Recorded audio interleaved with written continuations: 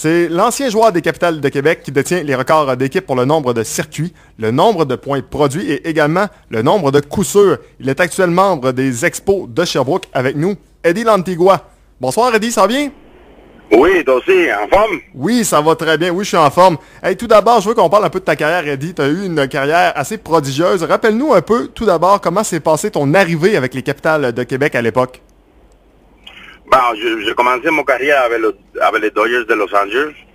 J'ai signé agent libre à la République dominicaine. J'ai joué une couple de années avec eux. Après ça, j'ai eu une blessure. Je me fais opérer. Et après ça, je me fais changer à Cleveland. Et là, je jouais dans le Doha. Et je me blessais encore. Et j'ai eu la Tommy John pour une deuxième fois. Et après ça, j'allais jouer un peu dans la Ligue indépendante, dans la Northern. Après ça, j'ai retourné avec Chicago Cubs. Mon bro, il allait pas bien. Et après une autre session dans la Ligue indépendante, j'ai eu un appel de Québec. Et à ce moment-là, je demandais c'est où. Il me dit c'est à Québec. Je savais pas exactement c'était où Québec. Là. Le gars il me disait que c'est une belle ville et que c'est un bel endroit pour jouer. C'est la première année. Et je dis ok, je suis intéressé. C'était drôle parce que je pensais même arrêter de jouer dans ce temps-là. Parce que ça allait pas bien, mais je pense que j'ai pris une bonne décision de venir jouer à Québec. L'adaptation, comment ça s'est passé pour toi? Évidemment, tu parlais pas aussi bien français à l'époque que tu le parles maintenant. Nouvel environnement, tu connaissais à peu près pas la ville, pas personne non plus. Est-ce que ça a été compliqué pour toi de t'adapter également au circuit de baseball? Bien sûr que oui, mais pas seulement que je parlais pas bien français, je parlais pas français tout. Le seul mot que je pense que je savais, c'était oui.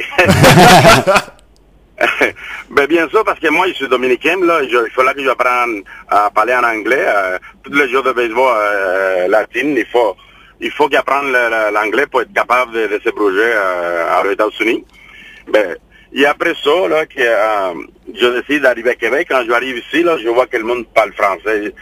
Oui, c'était un peu, je vais dire, j'ai comme paniqué un peu au début, là, parce que je comprenais rien. Mais au moins, il y avait une couple des Américains dans l'équipe et une couple de joueurs aussi latins. Ben, à ce moment-là, c'était plus facile. Ben, je pense tant que la session a commencé, après une couple de mois, là, je commençais à m'adapter. Je trouvais ça intéressant et ben, je commençais à apprendre des mots aussi. C'est vraiment une belle expérience. Là. Eddie, je pense que tu as fait une excellente adaptation. Tu as un très bon français. Maintenant, tu vis au Québec. Oui. Ça fait 14 ans. Il n'y a personne qui me sort d'ici. Selon toi, à quel moment tu es vraiment devenu un favori de la foule au Stade municipal de Québec? Et quelle est la principale raison, selon toi, qui fait que tu es devenu un favori de la foule aussi rapidement? Bon, j'étais toujours un bon joueur de baseball, parce que c'est sûr que le côté approche, il donnait du temps à les gens aussi là qui viennent à voir le baseball professionnel. Souvent, c'est qu'il y a une distance entre le joueur et le spectateur. Ils sont jamais finis pour connaître vraiment la personne. Le joueur, oui. C'est que moi, j'ai appris une différente approche. Je parlais aux gens, je parlais à des enfants, je parlais à tout le monde. Et je commençais à m'adapter tranquillement. À ce moment-là, je commençais à avoir une relation il y a la maintenant, je joue au baseball. C'est que, et à chaque fois que je voyais un spectateur, il s'est dit, mais pour moi, c'était vraiment important. C'est que je gardais ça je pense qu'à la fin de mon carrière, c'était très payant à Québec pour moi parce que une fois que tu as une connexion avec les spectateurs, ça devient plus intéressant. C'est plus challenge. Il faudra que tu travailles plus fort encore pour arriver parce que tu sais qu'il les attend de toi. C'est là, à ce moment-là, que ça a changé, que je me dis une fois que je pense que les spectateurs comprennent ce qui est dit. À ce moment-là, ben, ils sont capables d'apprécier encore plus ce que je faisais. Eddie, en 2005, tu as frappé 31 longues balles. Comment expliques-tu justement avoir connu autant de succès si rapidement? Ben, je vais te dire une chose. Si tu m'avais demandé à moi si j'allais frapper 31 circuits dans une session dans la Ligue Canam à 90 manches, moi, je te dirais, ben, tout fou. Mais je pense que c'était l'équipe ensemble et l'expérience. Après une couple de années que tu joues dans l'indépendant, tu commences à comprendre c'est quoi le besoin dans son indépendant. Ben, il faut là que tu fasses d'ajustements, que tu apprennes à connaître les joueurs, les lanceurs. comment réagir, c'est qui est consistant, pas consistant. C'est que tu observes beaucoup pour apprendre et profiter de toutes les choses que tu peux prendre pour devenir encore meilleur. C'est que à ce moment-là, on avait une méchante équipe, tout le monde frappait bien, et j'étais plus mature mentalement, côté fondamental dans le baseball, c'est que j'étais plus prêt à chaque match. J'étais plus prêt, je cherchais tout le temps que le lanceur l'échappe, soit mentalement ou que je suis capable de voir quelque chose que je peux prendre à ma faveur. Est-ce que pour toi, le championnat de 2006 est un de tes meilleurs souvenirs dans l'uniforme des Capitales de Québec? Bien sûr que oui. En 2006, là, on gagnait un championnat à Québec et c'était toujours pour moi un rêve. Et c'est arrivé à 2006, c'est incroyable parce que c'était l'équipe dans toutes les sessions que je jouais pour les Capitales, c'était le plus faible. Et je peux te dire en puissance, en jeu, là, en qualité de jeu. C'était l'équipe qui jouait, je dirais, plus ensemble, qui avait une méchante chimie ensemble, là. C'est qu'on croyait à nous, et on est allé jusqu'à la fin, tout le temps proche. On a joué un game à la fin pour battre nos choix, et c'est là qu'on a compris qu'on était capable d'apporter le championnat. Mais c'était vraiment incroyable, c'est le meilleur, oui, c'est sûr, c'est le meilleur souvenir que je jouais avec les Capitales de Québec. On a parlé du meilleur souvenir, là, je vais te parler probablement du pire, malheureusement, il faut en parler. En 2009, ça s'annonçait comme une saison de rêve. Regarde, il y avait, entre autres, Éric Gagné qui était là, Pierre-Luc Laforêt, toi, tu étais là également de retour, jusqu'à temps que je crois que c'est dans le 25 août 2009, ou dans ces coins-là, du moins fin août 2009, il y a une mésentente qui arrive entre toi et Michel Laplante, et tu décides de quitter les Capitales. Est-ce que c'est un choix que tu as regretté avec le futur, ou c'est une décision que même encore aujourd'hui, tu aurais pris? Non, même encore aujourd'hui, je l'aurais pris parce que j'avais pas le même femme que j'avais de le début. Il y a quelque chose qui était pas là. Et je forçais vraiment à moi-même d'essayer de continuer même quand je me sentais pas bien. Que, à ce moment-là, c'était drôle parce que pendant les premiers 2 mois, là, c'était une décision qui était dans ma tête. Et c'est à la fin de la session que vraiment j'ai décidé, ok, c'est suffit. Je pense que c'est le temps que je m'arrête. Patal, oui. C'est proche pour rentrer au playoff et tout ça. Ben, moi, je peux pas continuer comme ça. Il faut que je me respecte moi-même. C'est que j'ai pris la décision. Oui, souvent on dit qu'à longtemps, est-ce que c'est une bonne décision ou mauvais? Est-ce que tu étais vraiment mentalement prêt à faire ça? Ben, je l'avais pensé pendant 2 mois. Et finalement, un jour, j'arrive au stade et je décide de quitter. En 2010, l'Organisation des Capitales a retiré ton numéro 31. Tu deviens alors le premier joueur à avoir son numéro retiré par Québec. Est-ce que ça t'a apporté une grande fierté? Ah, bien sûr que oui. Dans la ligne indépendante, souvent les joueurs, ils passent, ils reviennent. C'est que c'est rare qu'un joueur est capable de faire une carrière dans le baseball indépendant. Et pas seulement ça, rester dans son équipe pendant beaucoup d'années, il est devenu aussi un bon joueur de baseball. Je peux te dire que pour moi, c'est vraiment c'est un moment difficile. Hein? C'est un moment difficile pour moi, pour dire. Tu comprends? Mm-hmm. C'était un moment qui était touchant pour moi la journée qu'il fallait que je décide de les émotions qui étaient probablement très fortes. Oui, de quitter les Capitales, parce que les Capitales pour moi, c'est représenter tout dans ma vie, là, parce que c'est représenter c'était qui Eddie, c'était qui le joueur de baseball, c'était quoi ma passion, et qu'un jour, il faut que je raccroche par moi-même, décide de accrocher l'uniforme et partir. Je pense que c'était une des décisions les plus difficiles dans ma vie.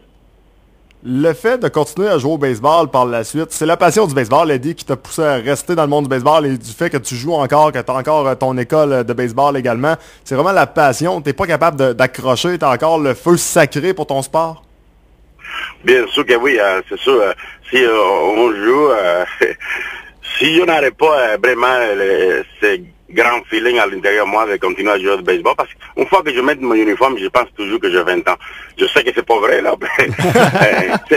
Je deviens un petit garçon qui s'amuse et joue la game qui aime, qui est la passion. Et même si j'embarque dans une auto pour aller jouer une game et conduire dehors, ben, à la fin de la game, là, je suis heureux. Je suis heureux parce que j'ai pris un moment pour moi et que je suis capable encore de jouer la game que j'aime et que je suis capable de la faire encore. Ben, c'est sûr que si t'es pas en passion, tu serais pas capable de suivre parce que ça devient vraiment difficile au moment de continuer à jouer quand il faut que tu voyages tout le temps. Eddie, hier, tu jouais à Thetford Mines dans le match des étoiles. Toute une performance, 2 circuits, 4 points produits devant plus de 7000 personnes. Est-ce que tu peux nous parler un peu de ton match? Comment tu as ressenti justement l'ambiance du côté de Thetford? Moi, je peux te dire que moi, premièrement, là, moi, c'est des journées spéciales. Pourquoi? Parce que ma famille est là. Tous mes enfants sont là. Ma blonde est là. Et quand c'est des moments comme ça, c'était comme je me rappelle quand je jouais avec les Capitals, quand je arrêtais frapper, tout le monde criait mon nom. C'est qu'à ce moment-là, je viens locking, là. Je suis dans un autre niveau. C'est vraiment côté challenge, performance. Il faut que le gars soit capable de lancer dans la zone de prix. S'il me lance pas dans la zone de prix, ben, je me lance pas. C'est différent un peu à la game pendant la session, là, que tu vois que le gars, il te lance pas et tu essaies d'aller le chercher pareil. Il te lance sur un mauvais lancer pour qu'il te lance. Et dans ces games comme ça, pour moi, ça change la game. C'est là que je viens encore plus dangereux, je pense, parce qu'il faut là que le gars, il soit capable de rentrer dans la zone de prix. Mais c'est pour ça que je suis capable de performer encore mieux, parce que le gars, il n'avait pas le choix de me donner une. Encore 2 questions pour toi, Eddie. Tout d'abord, est-ce que tu crois encore jouer quelques saisons? Ben, si la santé, il le permet, et je suis encore en forme, ben, pourquoi pas. Je pense que la journée que je vais mettre des uniformes et je vois que je suis pas capable de signer et frapper un balle comme je veux, ben, je pense que c'est là que je vais comprendre qu'il faut là que je arrête. Parce que la compétition, pour moi, la performance est très importante.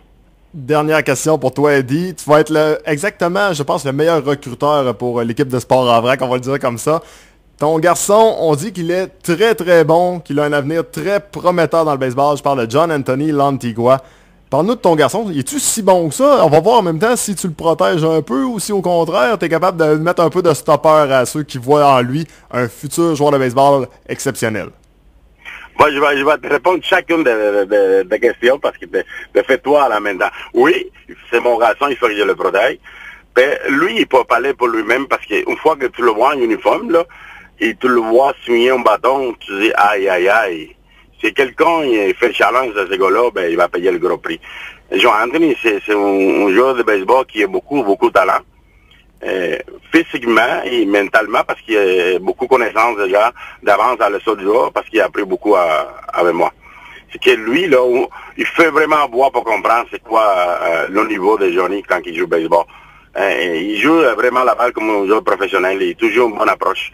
Il est toujours sélectif dans sa zone de prix. C'est sûr que c'est un jeune joueur, il y a beaucoup de choses à apprendre. Il est capable de frapper balle là, à 500 pieds à 18 ans. Il a frappé même à 16 ans. Imagine toi le gars qui est capable de jouer une session professionnelle à tous les jours.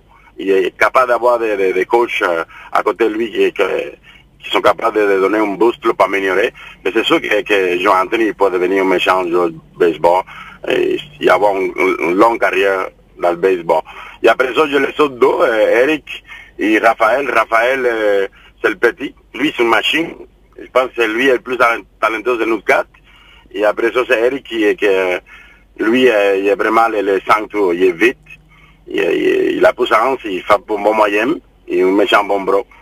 C'est que c'est, après tout ça, là, même si j'essaie de le protéger et à l'encourager, ben, ça vient à la femme que c'est eux qu'il faut qu'ils le fassent. Tu peux pas toujours le faire pour eux, tu comprends? C'est que c'est à eux à prouver s'ils sont bons ou non.